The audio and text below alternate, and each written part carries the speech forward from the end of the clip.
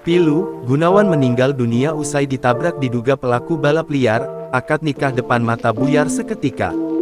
Balap liar yang dilakukan di Jalan Raya Galuga, Kampung Galuga, Desa Galuga, Kecamatan Cibungbulang, Kabupaten Bogor, menyisakan duka.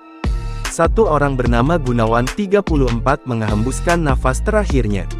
Gunawan tewas diduga ditabrak pelaku balap liar. Kesedihan saat ini menyelimuti keluarganya. Betapa tidak, Gunawan sejatinya bakal melangsungkan pernikahan. Gunawan rencananya bakal menikah pada pekan depan. Surat undangan pun sudah disebar oleh korban dan calon istrinya.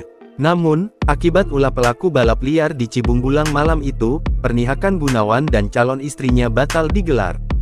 Gunawan meninggal dunia usai mendapatkan perawatan di RSUD Lewiliang. Sementara itu, kabarnya, Gunawan baru saja mengambil cuti di tempat kerjanya. Pria yang berprofesi sebagai buruh di wilayah Tangerang itu sebenarnya sudah menantikan pernikahan yang didambakannya. Sementara itu, insiden kecelakaan maut terjadi di Cibungbulang, Kabupaten Bogor juga merenggut nyawa IR20. Saat dikonfirmasi, Kasih Humas Polres Bogor Ibtu Desi Triana belum bisa memastikan penyebab kecelakaan tersebut. Menurutnya, hingga kini masih dalam penyelidikan oleh petugas unit Laka Satlantas Polres Bogor. Masih dalam penyelidikan, belum dipastikan itu balapan liar, ujarnya dalam pesan WhatsApp kepada tribunNewsBogor.com. Sementara itu, Kasat Lantas Polres Bogor AKP Rizky Guntama menjelaskan bahwa sebelum terjadi kecelakaan, sepeda motor Honda Vario yang dikendarai oleh korban IR bergerak dari arah Bogor menuju arah Lewiliang.